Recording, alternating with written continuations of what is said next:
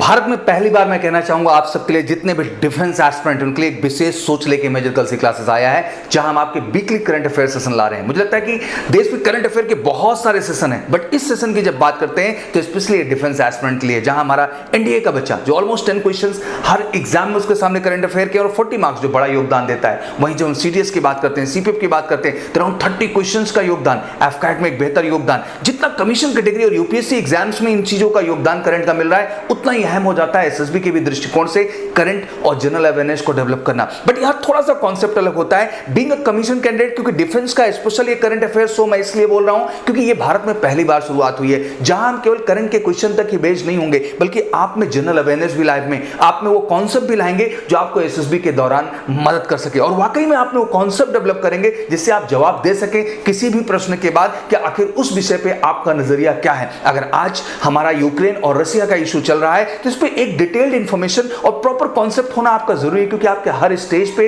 इससे रिलेटेड आपसे क्वेश्चन पूछे जाएंगे। तो बिल्कुल अभिषेक सर एक जोरदार ताकत से, बिल्कुल एनर्जी के साथ, पूरे पावर पैक के साथ आपके लिए आ रहे हैं, बिल्कुल डिफेंस स्पेशल कैंडिडेट के लिए ये करंट अफेयर शो लेकर के, जो कि हर वीक संडे को पब्लिश होता है आपके सामने। तो बिल्कुल इसको किसी को मिस नहीं करना है, दोनों ही कॉन्सेप्ट में फायदेमंद है। यूपीएससी के अंदर पूछे गए जो क्वेश्चंस होंगे उनमें आपको एक कमाल की मदद करेगा, 100% मदद करेगा, और साथ ही साथ एसएसबी के दौरान आपकी मैच्योरिटी, सिंसियरिटी और पर्सनालिटी ट्रेट्स और जो एक्सपेक्टेशन, नॉलेज एंड इंफॉर्मेशन की आपसे की जाती है एक बोर्ड मेंबर्स के द्वारा, इंटरव्यूइंग ऑफिसर के द्वारा, वो चीज भी आपको मेंटेन करने में कहीं ना कहीं कामयाबी मिलेगी। इसका प्रॉपर पीडीएफ आपको अवेलेबल होगा, डिस्क्रिप्शन बॉक्स में भी जा सकते हैं, टेलीग्राम चैनल पे भी अपडेट करेंगे, तो फटाफट उसको भी आप ज्वाइन कर लीजिए, क्यूआर कोड आपको दिख रहा होगा। साथ ही साथ मैं कहूंगा कि मेजर कल से क्लासेस के वेबसाइट पे करंट अफेयर सेक्शन में जाकर डाउनलोड सेक्शन में आपको करंट अफेयर का कंप्लीट पीडीएफ वहां अवेलेबल होगा। तो बिल्कुल ये मिस नहीं करना है, पूरे देश के बच्चों के लिए बहुत अहम है, और अभिषेक सर जान लगा के बिल्कुल मेहनत करके आपके सामने स्पेशल शो ला रहे हैं, तो आप सबको बढ़ चढ़ के सपोर्ट करना है और इस सेशन के माध्यम से आने वाले एग्जाम में अपनी सफलता, करंट अफेयर पार्ट पे 100% सफलता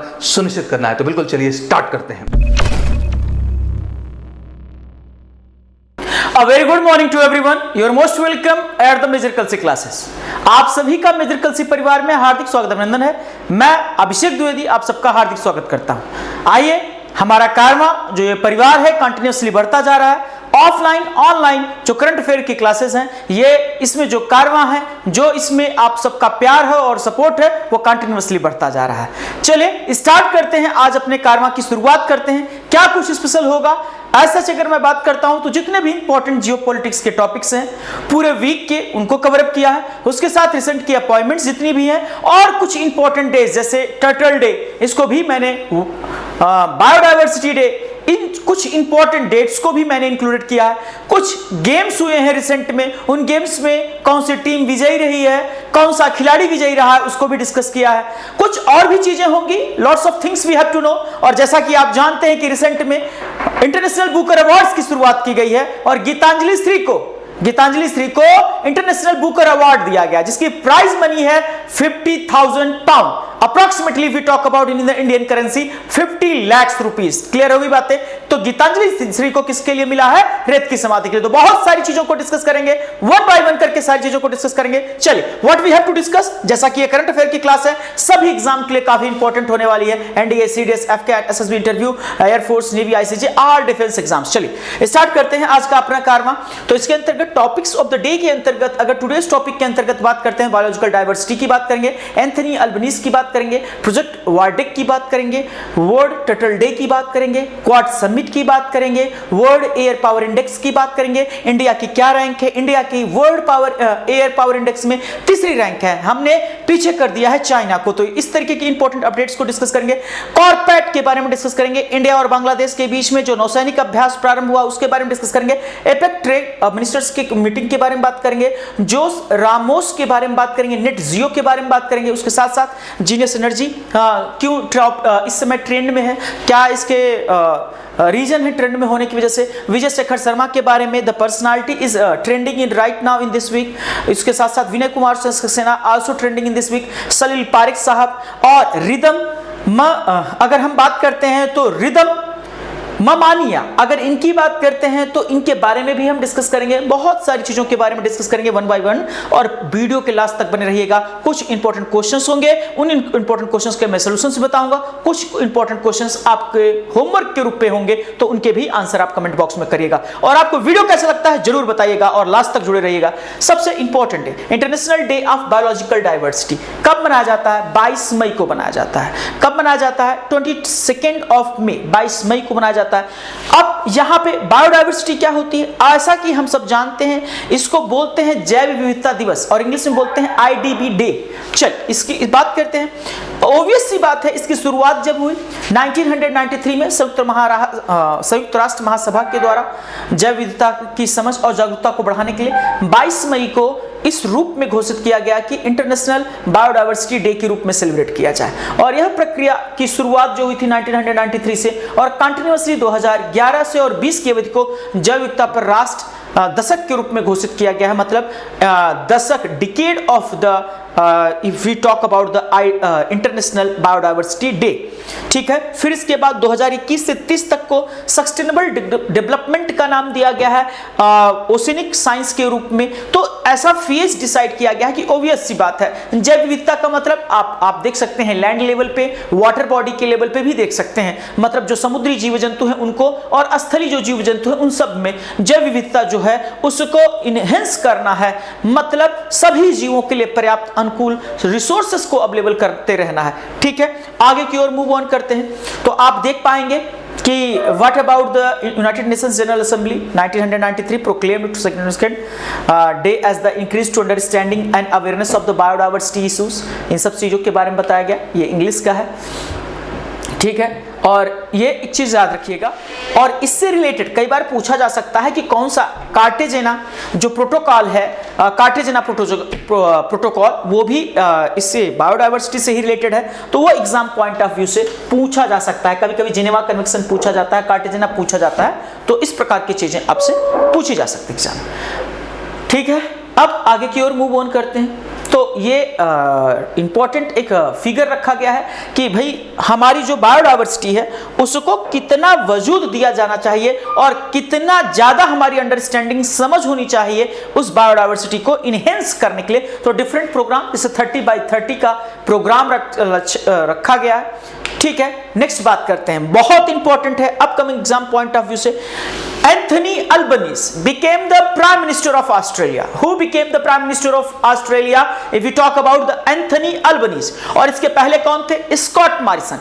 जब क्वाड सम्मेलन प्रारंभ हुए टोक्यो में, उससे जस्ट पहले वहां के प्राइम मिनिस्टर का अनाउंसमेंट हुआ, और क्वाड समिट में भी पार्टिसिपेट किया था इन्होंने, एंथनी अल्बनीज।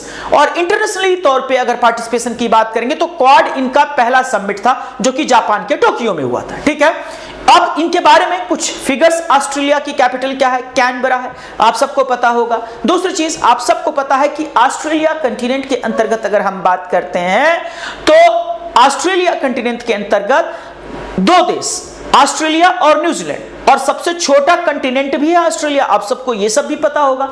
अगर हम मैप में यहां पे देखना चाहें तो you can see very easily, यहां पे ऑस्ट्रेलिया के मैप में आप बड़ी आसानी से देख पाओगे कि यहां पे है हमारा ऑस्ट्रेलिया, स्मॉलेस्ट कंटिनेंट, सबसे छोटा कंटिनेंट। सबसे बड़ा कौन सा है बाय एरिया की अगर बात करते हैं? एशिया। सबसे छोटा कौन सा है? ऑस्ट्रेलिया। आप यहां पे देख पा रहे होंगे। दूसरी चीज आप यहां पे जस्ट जो थोड़ा सा स्लाइडिंग ऊपर अगर आएंगे तो ऑस्ट्रेलिया से ऊपर जस्ट स्टार्ट हो जाता है एशिया, और इंडिया जो है साउथ एशिया के अंतर्गत आता है। तो ये यहां पे आप देख पा रहे हैं, इसकी लोकेशंस को भी देख पा रहे होंगे।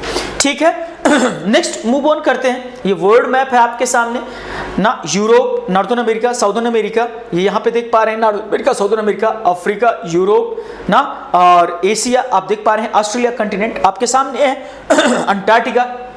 चलिए नेक्स्ट मूव ऑन करते हैं। तो यहां की लार्जेस्ट सिटी आपको सबको पता होगा, सिडनी है यहां की largest city. Now next we are the moving up. सबसे important exam point of view से पूछा जा सकता है, कौन से नंबर के ये प्राइम मिनिस्टर हैं? कौन से नंबर के हैं बेटा ये प्राइम मिनिस्टर? ये 31वें 31st प्राइम मिनिस्टर बने हैं। कहां पे? ऑस्ट्रेलिया के बने हैं। और इन्होंने किसको हरा है? स्कॉट मॉरिसन को। इनकी पार्टी का क्या नाम है? Labour party. लेबर पार्टी के नेता ऑस्ट्रेलिया में प्रोमिनेंटली 2 पार्टीज है। कौन कौन सी? लेबर पार्टी और लिबरल पार्टी। इन्होंने किसे हराया? स्कॉट मॉरिसन को हराया। क्लियर है की बात? यहां पे आप समझ पा रहे होंगे, लिबरल नेशन गठबंधन जो था, निवर्तमान प्रधानमंत्री उसके स्कॉट मॉरिसन हार गए थे। ठीक है, क्लियर है? चलिए नाउ नेक्स्ट मूव ऑन करते हैं, प्रोजेक्ट वार्डेक की बात करते हैं। किसकी बात करेंगे बेटा? प्रोजेक्ट वार्डेक। एक्चुअल में अभी रिसेंट की अगर हम बात करते हैं तो इसके फुल फॉर्म की सबसे पहले बात करेंगे हम लोग। वार्डेक, व्हाट इज द वार्डेक, है क्या एक्चुअल में? वार्डेक की अगर हम बात करते हैं तो हम आने वाले भविष्य में एक संभावनाओं को देखते हैं कि जितनी अपनी मिलिट्री स्ट्रांगली प्रशिक्षण करेगी, ट्रेनिंग इनडोर की अगर हम बात करते हैं या आउटडोर की, उतना ही बेहतर दुनिया के लिए हम चैलेंज प्रस्तुत कर पाएंगे, रिप्रेजेंटेशन कर पाएंगे। उसी के अंतर्गत इस वार्डेक का फुल फॉर्म क्या है उसको सबसे पहले देखिएगा। War game research and development centre. Metaverse आधारित की अगर मैं बात करता हूं, मेटावर्स के आधार पे जैसे कि आप गेम प्ले आउट करते हैं ना, तो आपको रियलिस्टिक अप्रोच का पता चलता है। एआई, आर्टिफिशियल इंटेलिजेंस का प्रयोग किया जाएगा इस वार्डेक प्रोग्राम के अंतर्गत। अब वार्डेक प्रोग्राम की जो नींव रखी जाएगी, इसका जो भी कार्यान्वयन होगा वो कहां पे होगा? दिल्ली। तो यानी कि ऑब्वियस सी बात है, यहां पे यूनिवर्सिटी के रूप में जो है एक पार्टिसिपेशन के रूप में जो यूनिवर्सिटी पार्टिसिपेट करेगी उसका नाम है राष्ट्रीय रक्षा विश्वविद्यालय। और ये कहां की यूनिवर्सिटी है? अब कहां पे स्थित है? गुजरात के गांधीनगर में। यानी कि हाल ही में आर्मी ट्रेनिंग कमांड ने नई दिल्ली में एक war game research and development centre वार्डेक की विकसित करने की गांधीनगर स्थित राष्ट्रीय रक्षा अकादमी के साथ RRIU के साथ समझौता मेमोरेंडम ऑफ अंडरस्टैंडिंग पर हस्ताक्षर किया। अब ये जो गेम होगा या अभ्यास होगा मिलिट्री गेम, इसकी अगर हम बात करते हैं, यह भारत में अपनी तरह का पहला सिमुलेशन आधारित प्रशिक्षण केंद्र होगा जो वर्चुअल रियलिटी वार गेम्स को डिजाइन करने के लिए आर्टिफिशियल इंटेलिजेंस AI का उपयोग करेगा।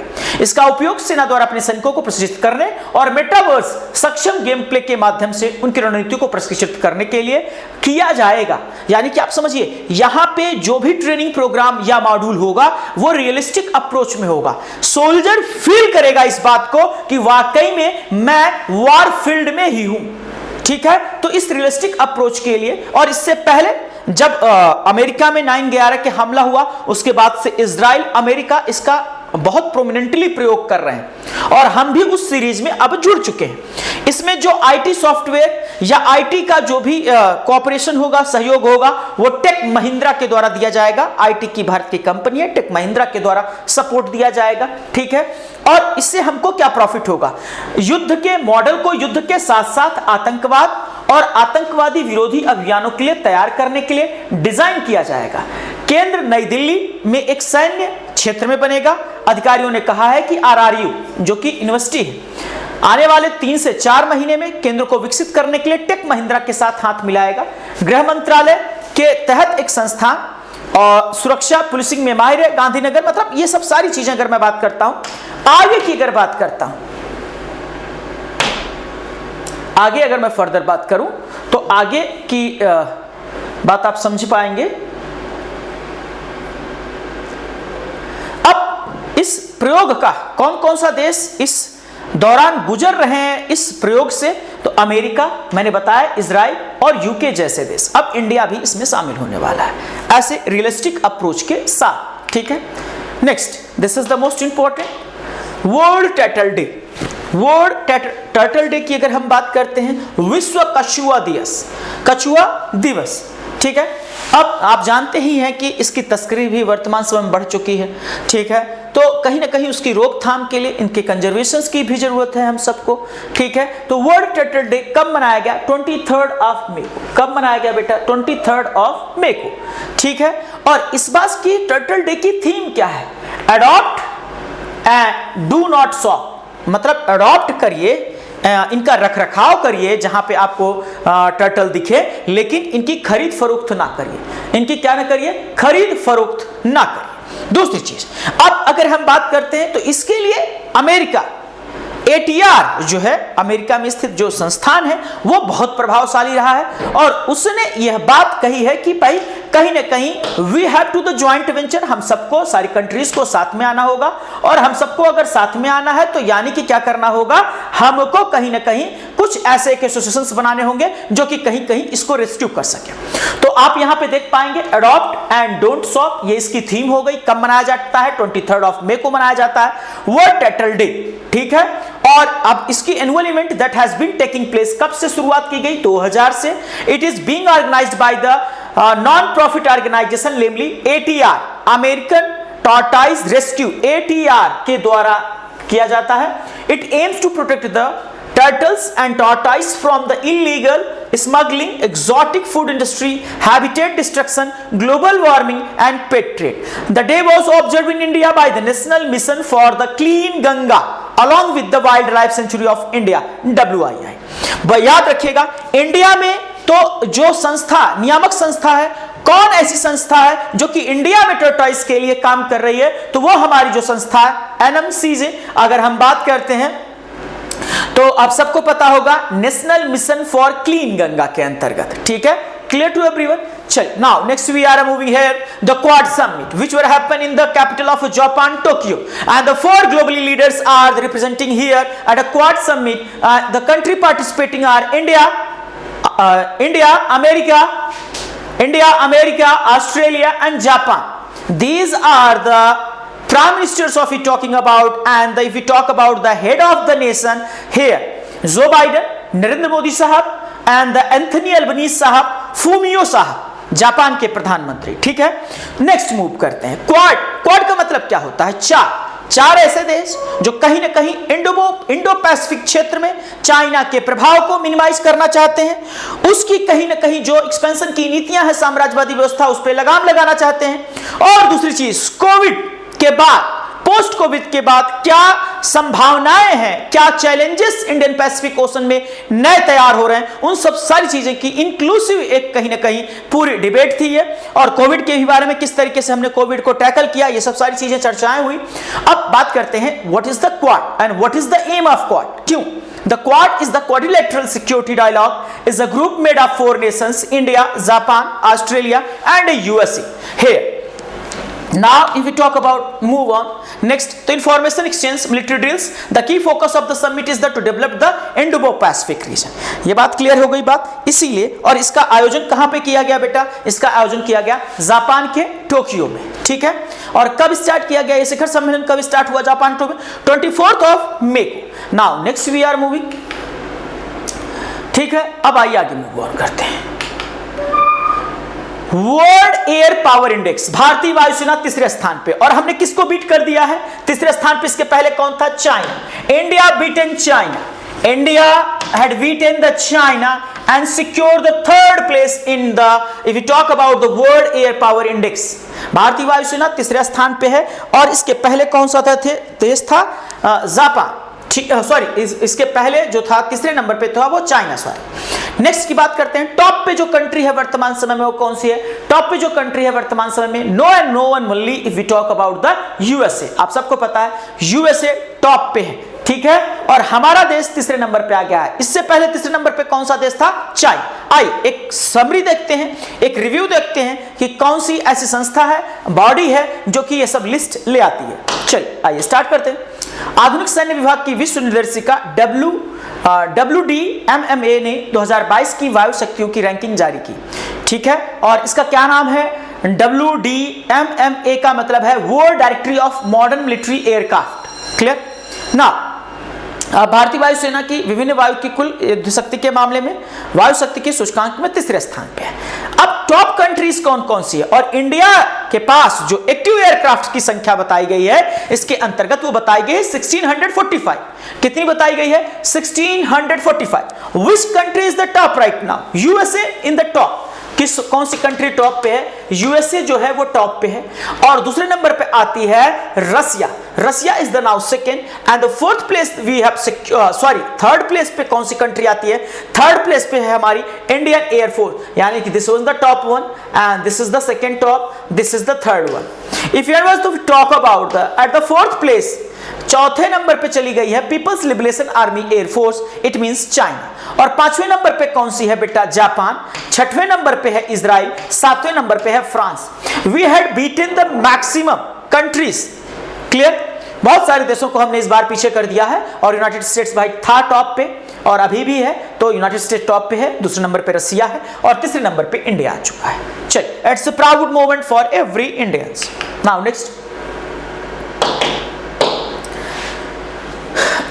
फोर्थ एडिशन ऑफ, चौथा संस्करण स्टार्ट हुआ इंडिया और बांग्लादेश के बीच में नेवी कोऑर्डिनेटेड पेट्रोल कॉर्पेट, एक सैनिक अभ्यास है, नौसैनिक अभ्यास है, जिसकी शुरुआत बंगाल की खाड़ी में की गई है, बे ऑफ बंगाल में इसकी शुरुआत की गई। कहां पे की गई बेटा? बे ऑफ बंगाल,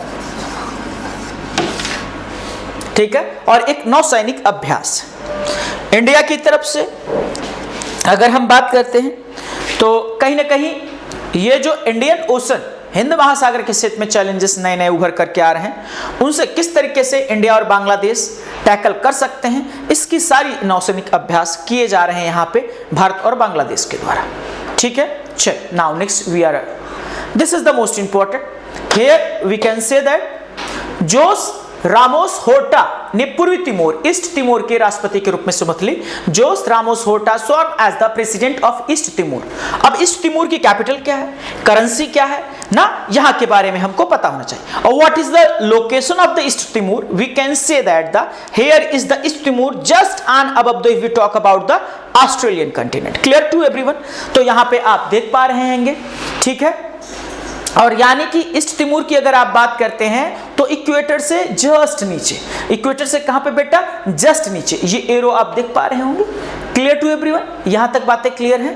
तो इक्वेटर से जस्ट नीचे अगर आप देखेंगे तो ईस्ट तिमोर मिलेगा। अब मैप भी आप देख गए।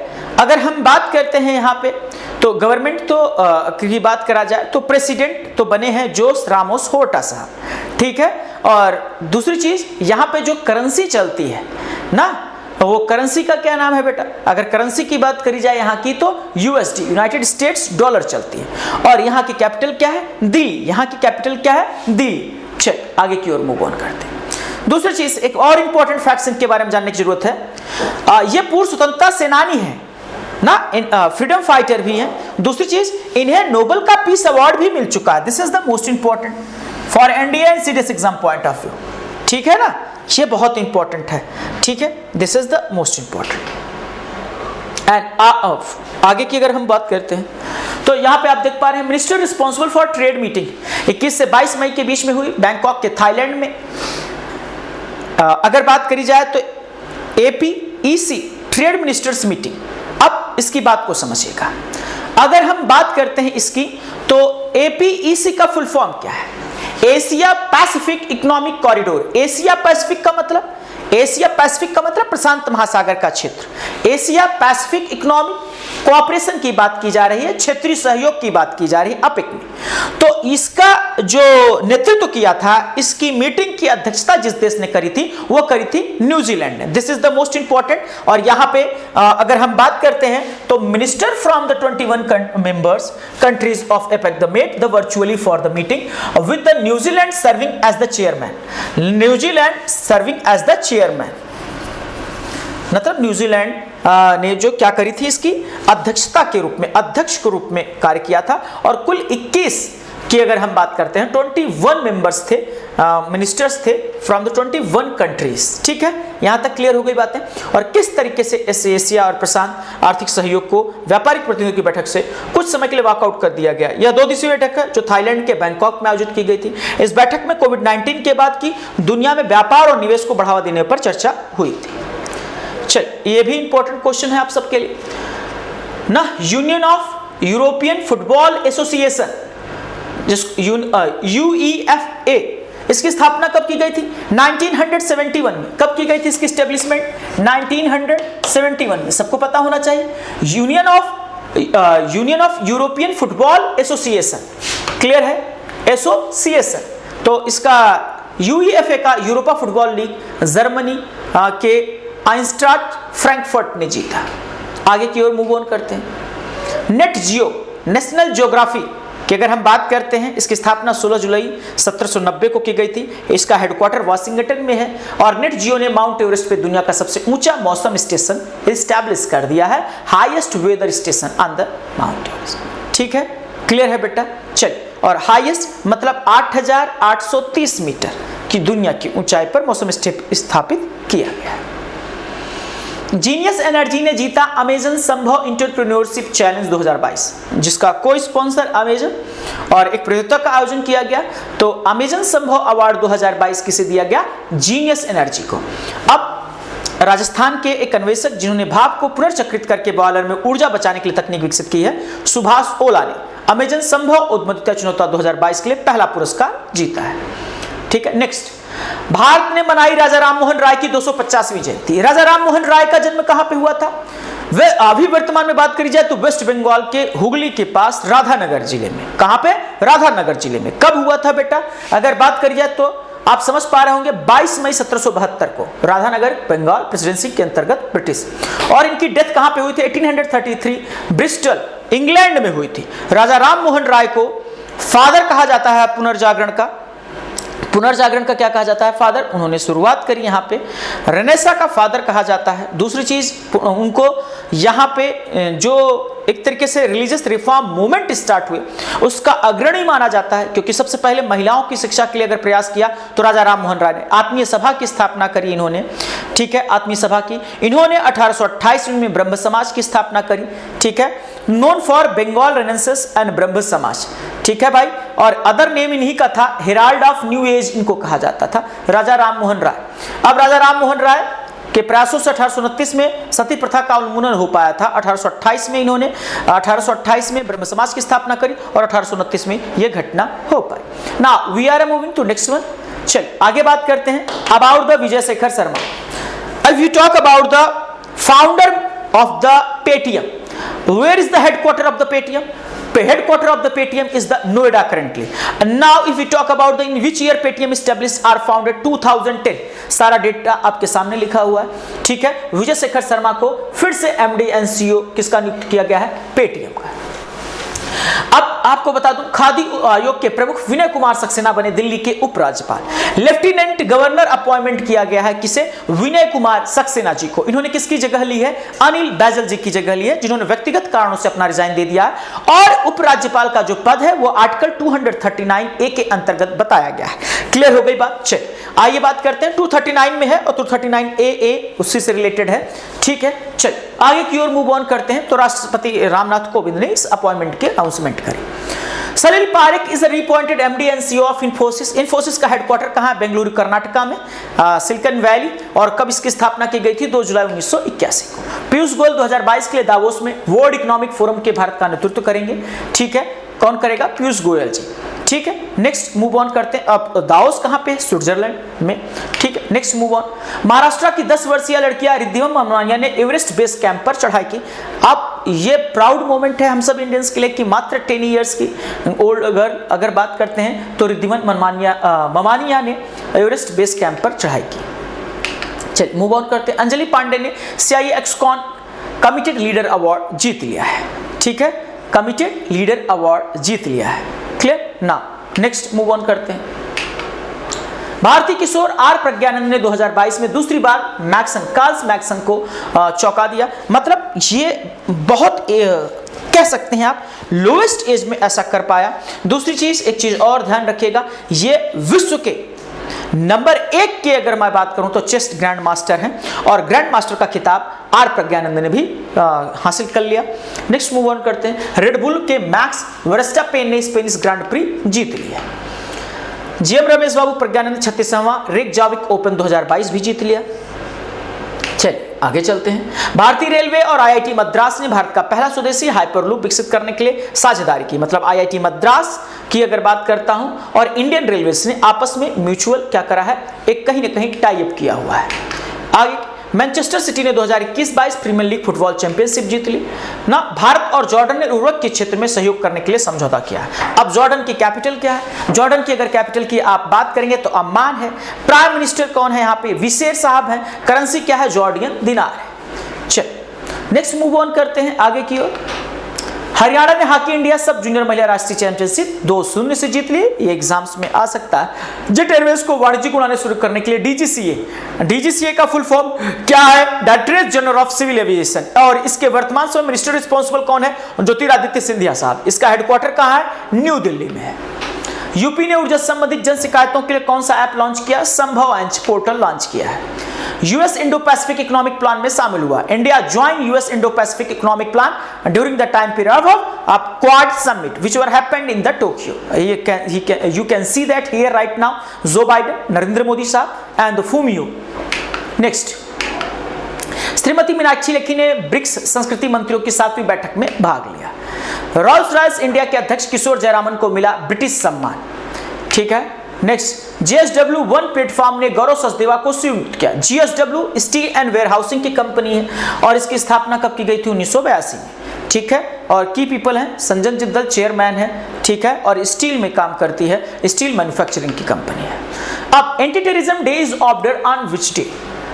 भारत में आतंकवाद विरोधी दिवस किस दिन मनाया जाता है? This is the most important. और ये हमारे यहाँ के एक भूतपूर्व प्रधानमंत्री के किसी डेट से रिलेटेड है, इसलिए मनाया जाता है। 31 जनवरी, 31 मार्च, 21 मई। चल मूव ऑन करते हैं। तो right answer will be the 21 of May. यहाँ पे आप देख पा रहे होंगे भारत में हर साल 21 मई को आतंकवाद विरोधी दिवस मनाया जाता है। वर्ष 1991 में आज ही के दिन भारत के पूर्व प्रधानमंत्री राजीव गांधी की हत्या कर दी गई थी। ठीक है ना। और उसी को रोक करने के लिए, ब्रेक थ्रू करने के लिए गृह मंत्रालय ने आतंकवाद विरोधी प्रतिज्ञा का प्रस्ताव रखा था। Which country is the host of the Quad Leaders Summit 2022? आप सबको पता होगा कहाँ है? Japan. Japan will be the right answer, Japan के Tokyo. Indian Navy recently undertook coordinated patrol exercise with the which country? आप सबको पता है बांग्लादेश। ठीक है। Who has been sworn in the Australian 31st Prime Minister? Anthony Albanese, labour party के लिए देता है। ठीक है। Now next, who is the International Day for Biological Diversity celebrated observed? अंतर्राष्ट्रीय जैव विविधता दिवस कब है, कब मनाया जाता है या सेलिब्रेट किया जाता है? 22 मई को। नोबेल पीस प्राइज लॉरेट जोस रामोसा होर्टा है स्वर्ण is the president of which country? East Timor, जिसकी जो कैपिटल है Delhi. Now next, who will be the new lieutenant governor of Delhi? Vinay Kumar Saxena will be the right answer, Vinay Kumar Saxena. Who is the author of Listen to the Your Heart London Adventure book? Ruskin Bond will be the right answer. कौन होगा? Ruskin Bond. Now next, who is the appointed as the CEO of Infosys in the place of Vishal Sikka? If we talk about the Salil Parekh, who will be the Salil Parekh sahab? Which variant of Indian Navy Bangladesh Navy coordinated patrol has been launched recently? This will be the, if we talk about the कौन सा संस्करण था? 4th edition था। तो इस तरीके से major कलसी परिवार के साथ आप जुड़े रहें। मैं अभिषेक द्विवेदी आप सबके लिए ऑनलाइन ऑफलाइन माध्यम में क्लासेस ले आता रहता हूं कंटिन्यूअसली। आपको करंट अफेयर की क्लासेस कैसी लगी? अगर कोई सुझाव हो तो जरूर बेहिचक बताएं ना। पूरा डिफेंस का जितना पूरे वीक का इंपॉर्टेंट अफेयर्स था वो सारा मैंने डिस्कस कर दिया। अब अगले हफ्ते फिर से मुलाकात होगी, तब तक अपना प्यार और सपोर्ट बनाए रखें। जय हिंद, जय भारत।